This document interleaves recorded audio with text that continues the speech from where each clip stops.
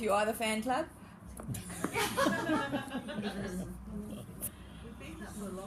Yeah. And he appreciates it. Very much so, yeah. So, for anybody who doesn't know, tell us who Michael... Well, welcome, first of all, to Life in a Garden, Michael. We have done this dance before, but never here before, so that's very nice to have you here as an author instead of just a guest. Mm-hmm. So, Thank you. let us just jump straight in. Tell us who Michael Stanley are. Well, there's a clue there in the sense that it wasn't Michael Stanley is, but Michael Stanley are. Michael Stanley is two people, Michael Sears, which is me, and Stanley Trollope, who's my writing partner. And we write together, and when we written our first book and we were thinking of trying to get it published, we were trying to come up with a name for the author, because our editor, I've been chatting to some people about editors and publishers and things like this, and basically they seem to know everything. We're not quite really convinced whether they do know everything, but one of the things they told us was don't write a book as Michael Sears and Stanley Trollope, because in the first place some people are put off by fiction written by two people. It's much more common nowadays than it was, and it's much more common as well than people think. But in any case, that's what we were told. And then they said, with typical publishers' disregard for the reading public, anyway, it's hard enough for people to remember one author, let alone two. So we thought that if we took my Michael and his Stanley and put them together, it sounded like a person. So that's who Michael Stanley actually is. James Patterson certainly put multiple writers on the... like even Jessie, the local author Jessie McKenzie, she's actually got a book out now with James Patterson as well. So that certainly changes. Yeah, I think that situation's a bit different, because, I mean, it's his name that carries the books in terms of sales and publicity and things like that. And a lot of his books are not written by him at all, even if it just says James Patterson. He has people who write the books for him. Isn't that fraud? No, because... Robert Ludlum, he does it also with Jason, what Osfather does his books now, isn't it? So. Yes, but he's dead, so it's yes, sort of... Yes, I mean, he's writing from beyond the grave. It's a little different in some sense, yeah. It's like Agatha Christie. I mean, it's a good point. It's a good... Yeah, Agatha Christie also writes books nowadays. But it's a good point, but I think what James Patterson does, I don't think it is fraud, because he does generate plots and ideas and work with the author, but he doesn't do the actual writing. But now, if that author is one of the people he likes, then it becomes James Patterson and such, and that, of course, is a huge that's a huge plus for the such and such, who can then write books on his or her own. And then he's got this series which he writes deliberately with different people from different countries, and that's the Jassie's book. Yeah. It's called Gold something. I don't know. Okay. Goldfinger? No, that was somebody else wrote that. Broccoli. Can't think of it. Gold broccoli, maybe. No, it Gold broccoli. Doesn't ring a bell. But yeah, that's a whole series of quite short books, and they're doing exceptionally well, because people like to pick up a short book. They can read the whole thing at one sitting. Yeah, So, I actually find his books quite annoying, because like each page is a chapter. It's like you can't get into it, because turn the page and we've moved on already. Yeah. Anyway, enough about him. How do you and Stanley actually write? Okay, well, we actually do it differently in different contexts. If with the first book there, Carrion Death, in our series, we didn't. It's the first time either of us had ever written any fiction at all. So we'd written other types of things, and we'd written together with other people, but we'd never worked together, we'd never written together, and we'd never written fiction before. So the whole thing was sort of a matter of trying to find out how to write fiction and how to work together and all the rest of it. And it took us 3 years, and we wrote about probably 3 or 4 times that number of words, and Carrion Death is not a short book, and threw most of it away because it wasn't right, or it didn't read well, or one or other of us didn't like it, or we had 2 different voices writing. But our general plan nowadays is that we try and brainstorm the plot, so we and the main characters, so we have some sort of outline of what's going to happen, and then one of us will write one chapter and another one will write another chapter, and we'll swap them over, And when email, Stan doesn't live in Johannesburg, he lives in, I always say, he lives in Cape Town, Minneapolis, Copenhagen, and on aeroplanes. And basically, so it's email and Word documents going back and forth and track changes and comments and Skype to discuss them and so on. And then we keep swapping it back and forth until we're both happy with it.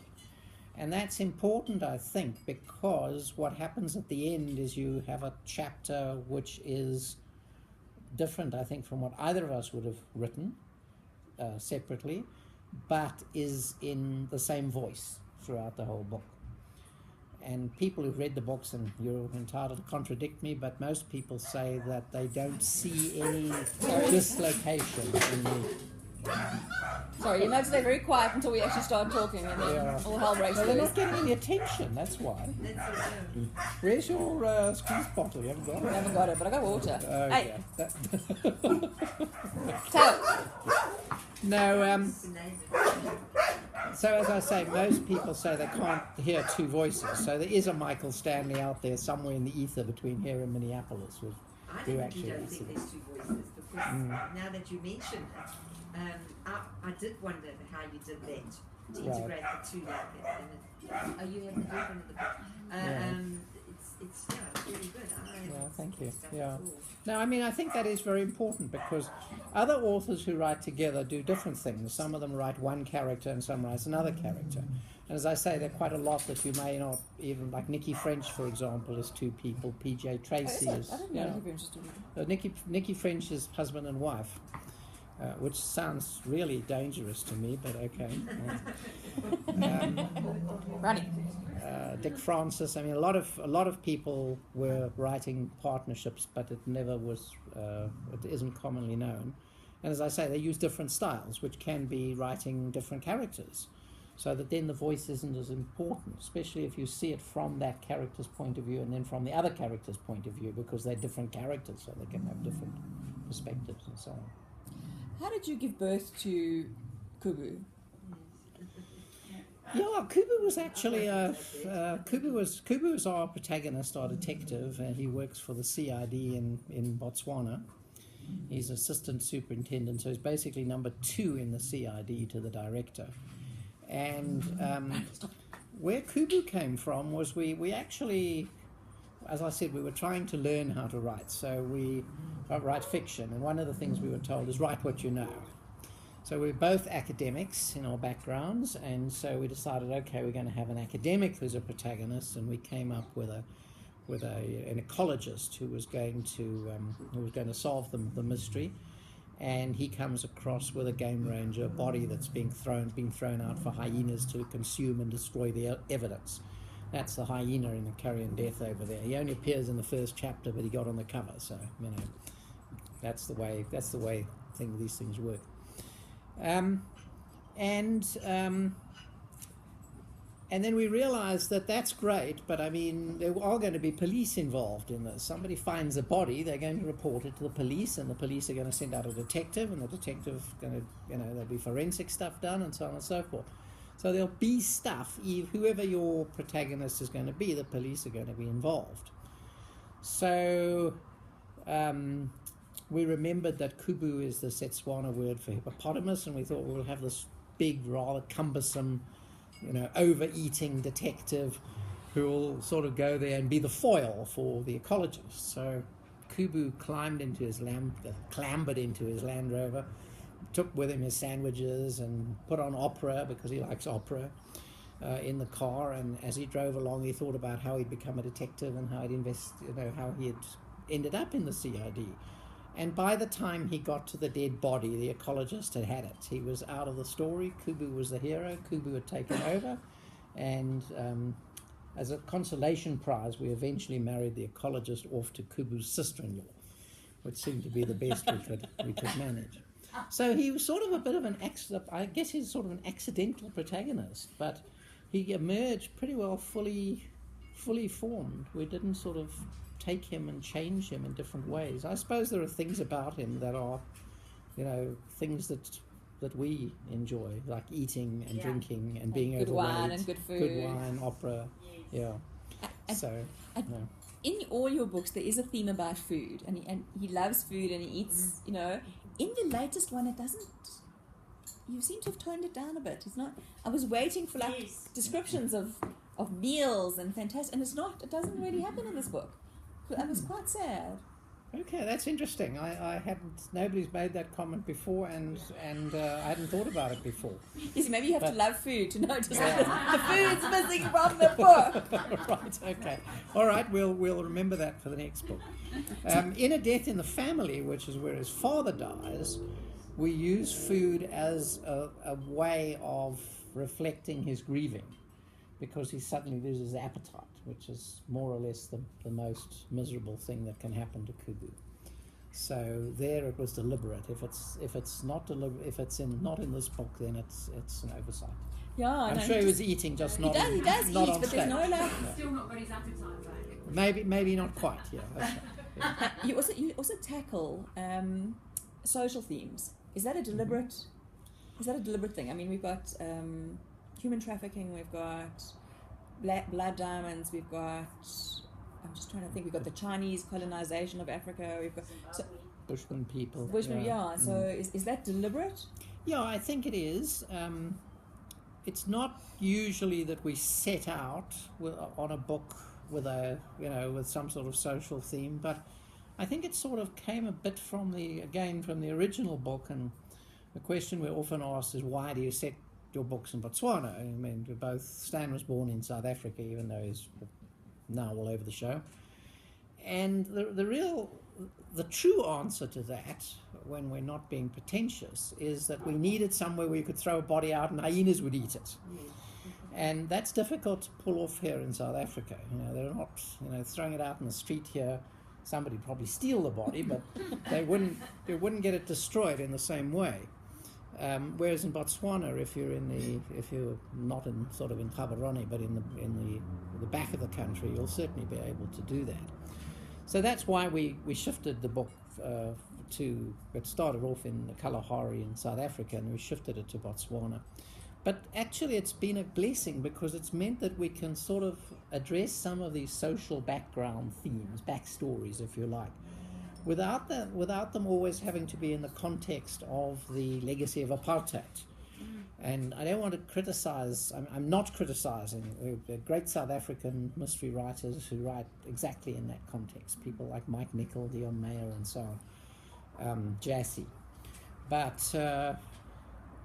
But it does give you a certain freedom, because you can now focus on things that are pretty important to this region, without them being sort of through that, without seeing them through that lens. Yeah. So, for example, Botswana is the biggest producer of diamonds in the world. So blood diamonds is a huge issue in Botswana specifically, but it's a huge issue everywhere in Africa. It's a huge issue everywhere in the world. And so that was a way in which we could address that. Muti murders is the theme of Deadly Harvest. We've talked about the Bushman people in the Kalahari, Death of the Mantis. HIV comes through several of the books, and in Dying to Live, this is the new book that we're just been released a few weeks ago.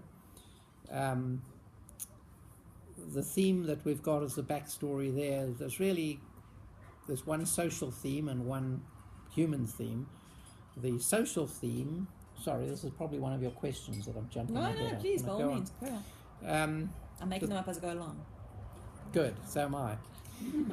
The social theme in this one is biopiracy, which is where you go out, let's say a drug company comes and prospects for new drugs by going to an indigenous people and saying, well, what do you use when you have headaches? And they say, oh, well, we take this herb and that herb, and then they analyze it and see if there's actually any new drug that can be produced from that. And if that's done without acknowledgement and financial reward to the people, then it's called biopiracy, and it's either illegal or it's probably in draft form illegal in most places.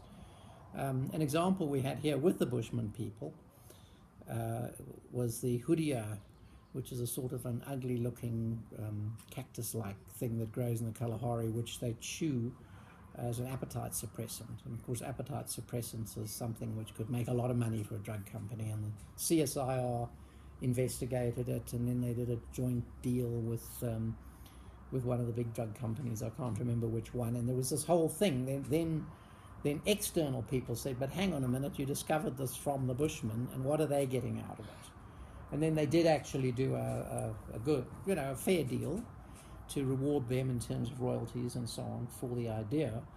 But it actually never went anywhere, because it turns out that Huria has a lot of other things which you probably don't want to absorb while you're trying to eat less.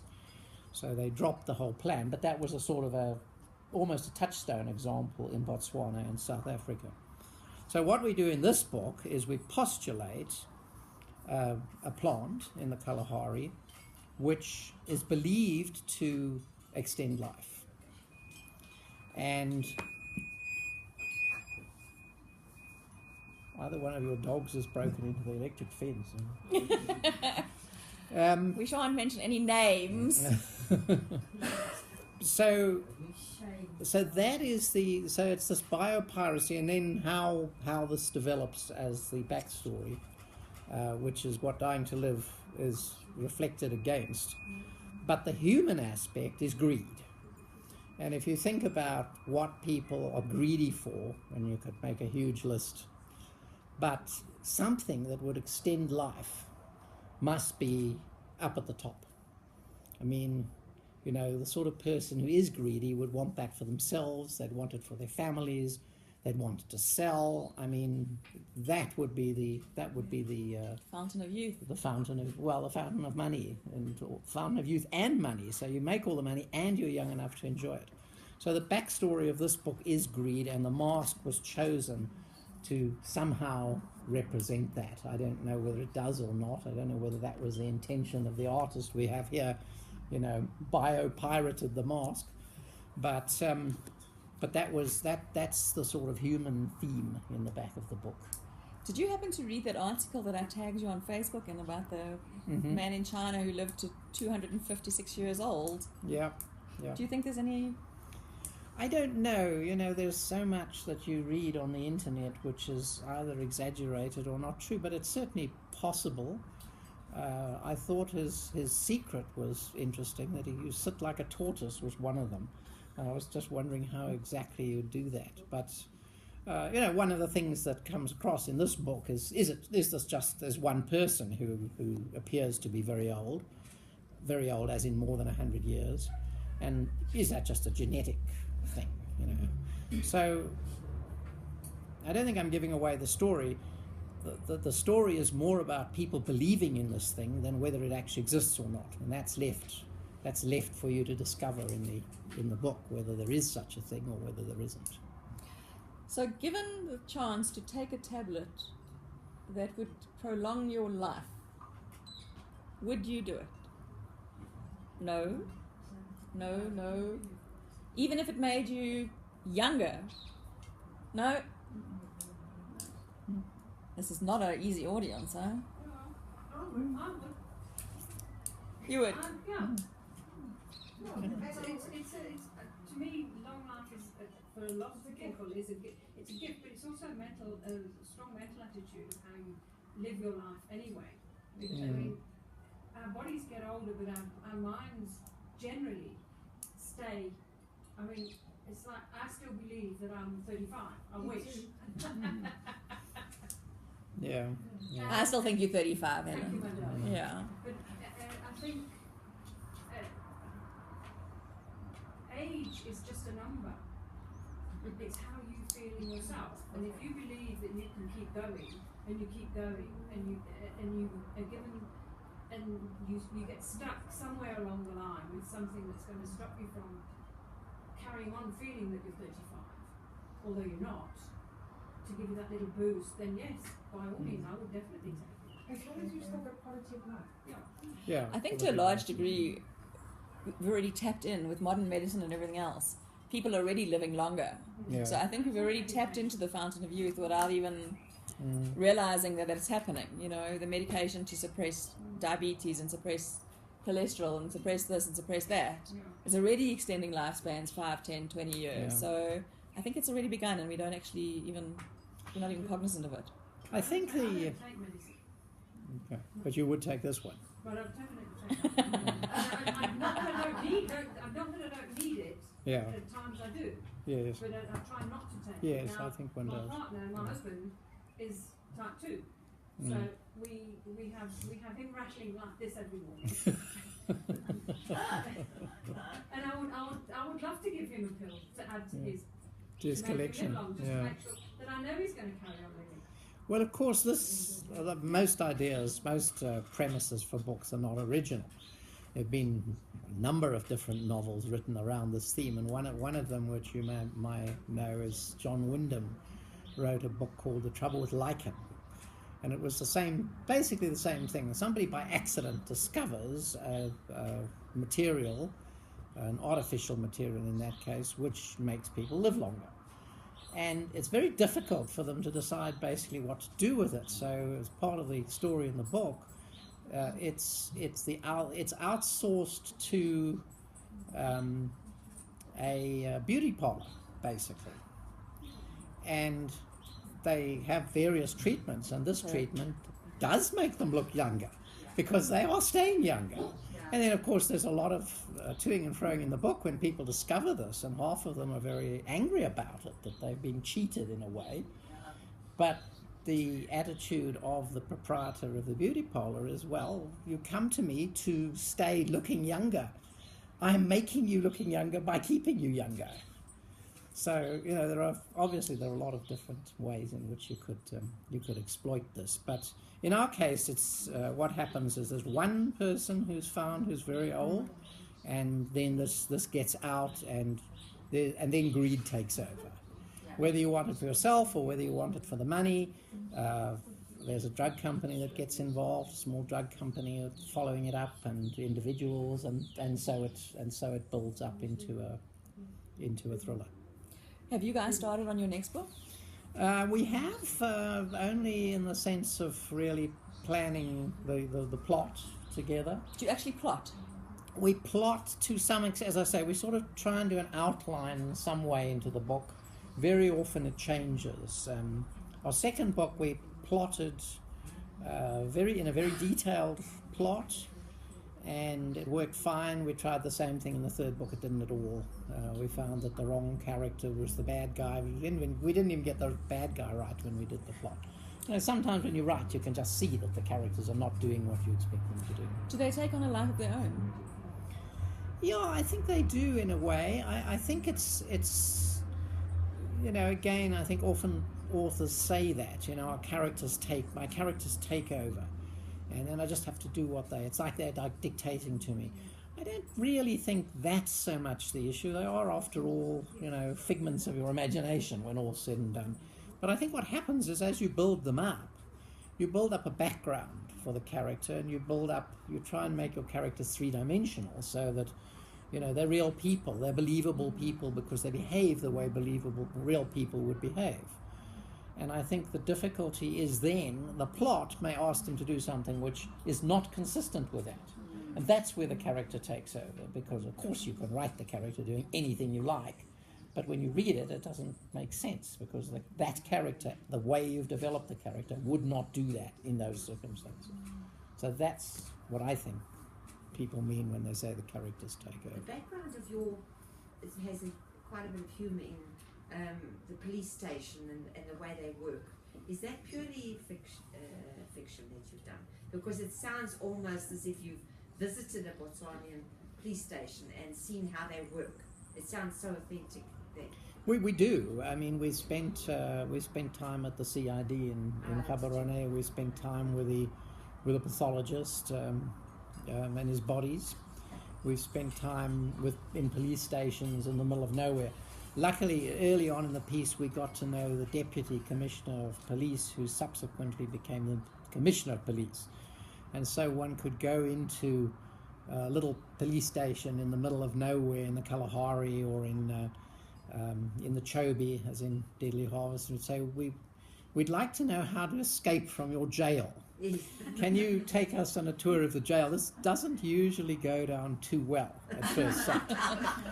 But then you know, we could say, oh, well, you know, we know Commissioner Tsumarko, he would say it's just fine. Yes. And of course, this police inspector would, oh, well, we'll call their bluff.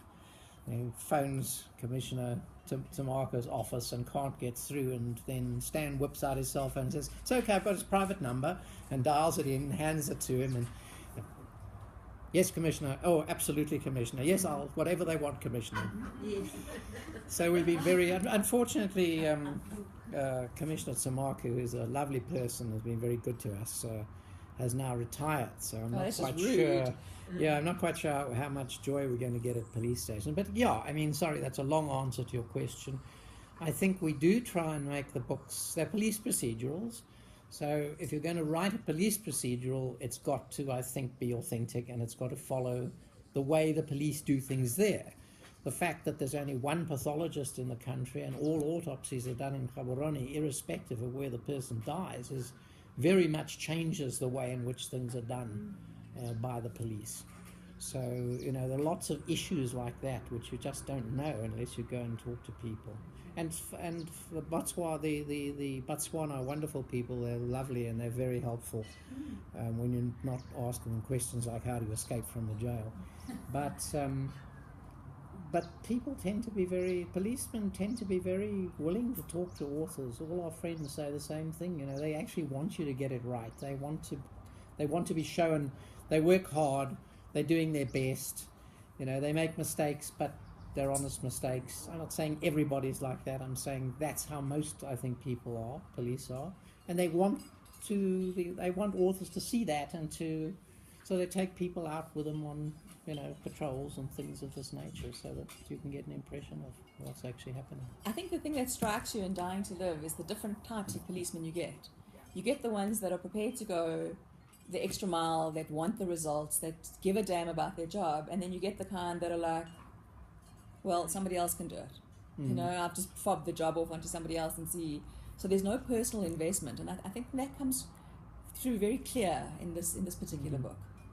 Yeah, I think that's true. I mean, I think that we do get a spread of people. There are people for whom it's a job, and there are for people for whom it's a calling. And Kubu's obviously one of the ones for whom it's a calling. So it's not good enough to do 9 to 5 and then, you know, say, well, I've done my job, I can go home now and forget about it.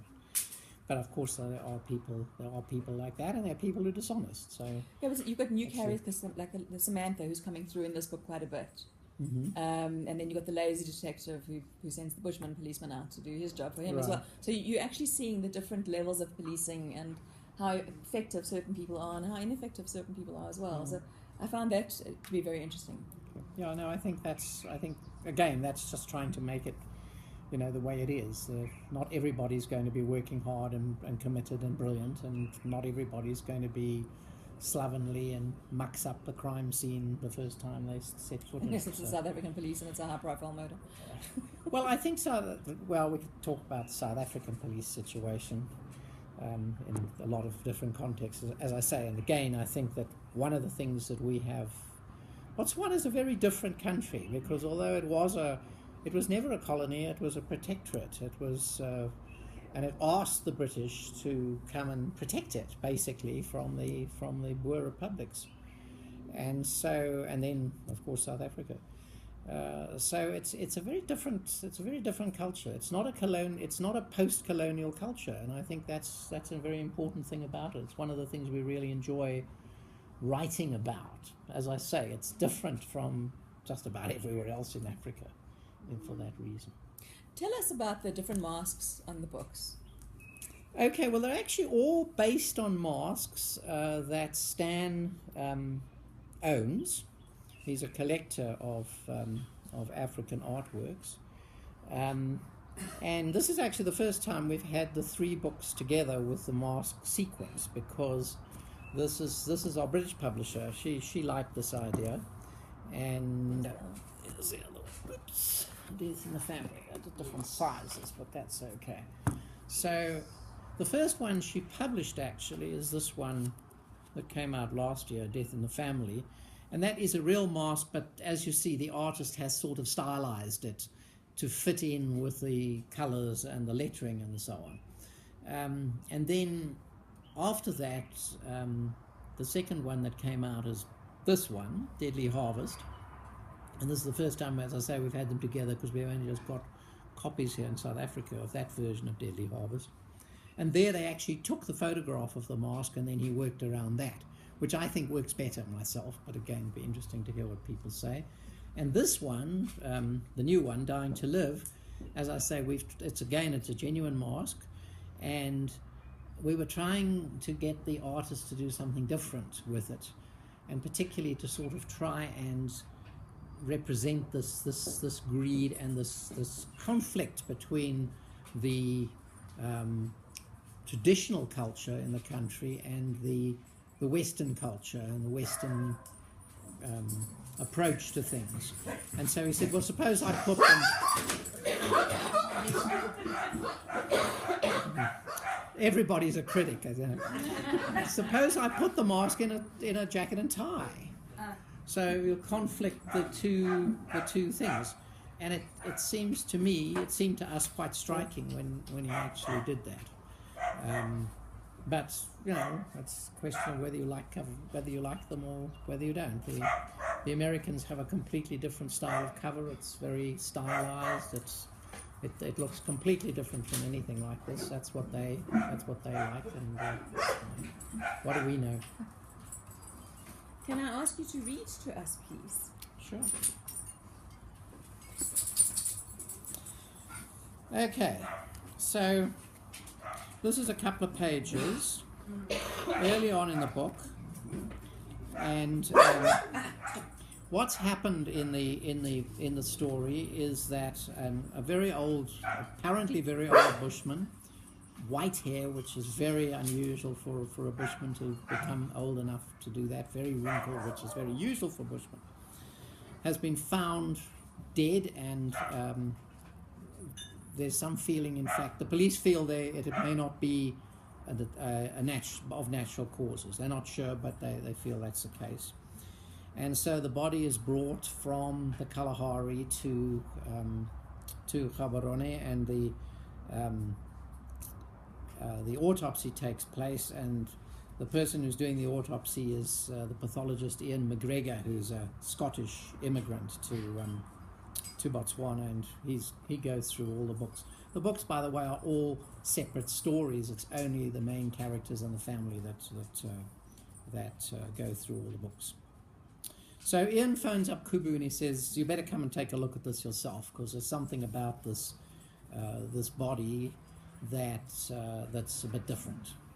So Kubu comes along, and the mortuary is attached to the hospital in Gaborone. It's not where the CID is, so he has to go down to visit Ian. Kubu found Ian in his tiny office off the mortuary, sucking on his usual pipe full of unlit tobacco and contemplating a desert scene he'd painted himself. He pulled down his surgical mask and left it hanging around his neck. After a perfunctory greeting, Kubu asked him what was so puzzling. "I'll show you," Ian replied. "Get togged up." He pointed to a lab coat that had some hope of getting round Kubu's bulk, handed him a mask and passed him a box of latex gloves. He pulled on a pair himself, adjusted his mask, and led the way to the room where the autopsy had taken place. Kubu was glad that lunch was still a way off. He was not fond of dead bodies under the best of circumstances, and cut-up ones that had been lying in the desert for a few days certainly weren't the best of circumstances. They walked over to the corpse lying on a slab. Cause of death is broken neck, snapped between C2 and C3, the second and third cervical vertebrae. The spinal cord is damaged there, so he would have stopped breathing and died within a couple of minutes.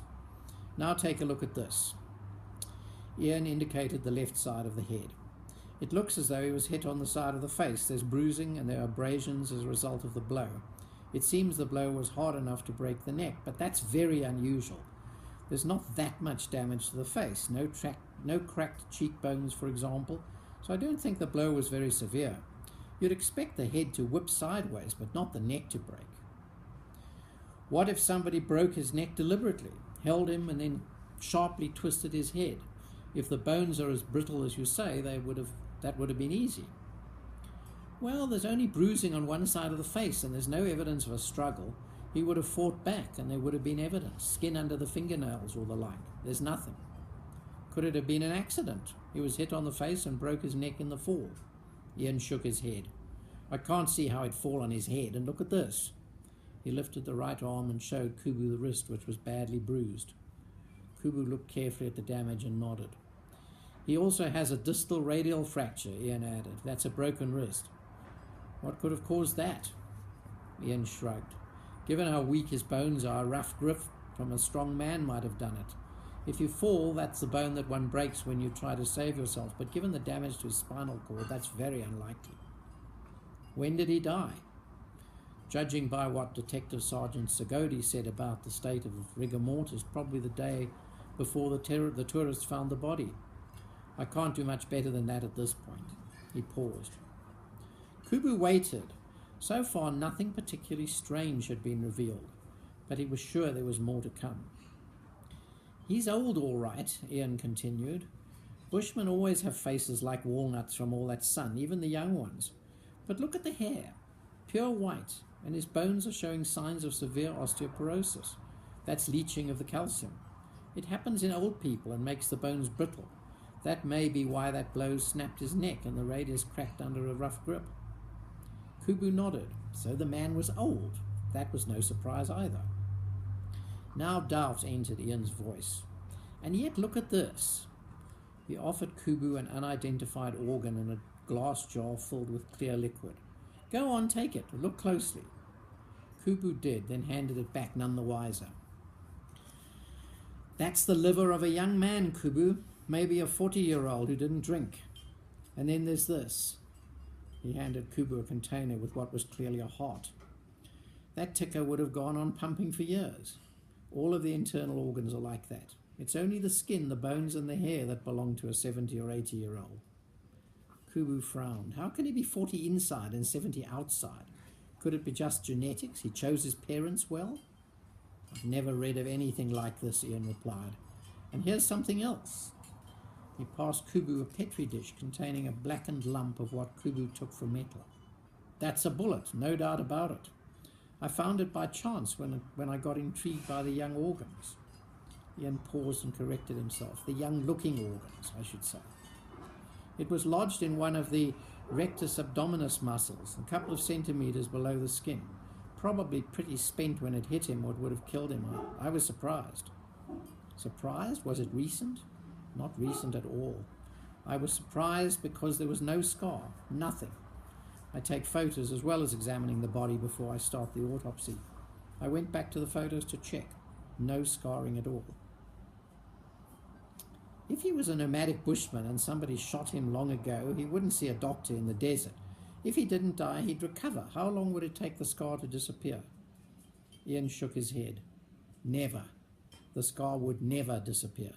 Certainly not without an expert plastic surgeon and proper medication at the time of the injury. Kubu was starting to understand why Ian was so puzzled. Could he have swallowed the bullet or something?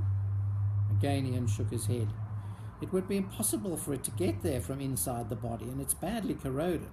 It's been there for a very long time. I'm surprised the lead didn't cause him more problems. It was Kubu's turn to shake his head. The Bushmen were strange people, and strange things happened with them. But a young man in an old frame who seemed immune to bullets was another thing altogether. It didn't make any sense. Ian glanced at his friend and realized that Kubu had followed the same path he'd walked earlier that morning. He nodded slowly. Kubu had had enough. Well, let's get out of here and go back to your office, he said. Yes. Thank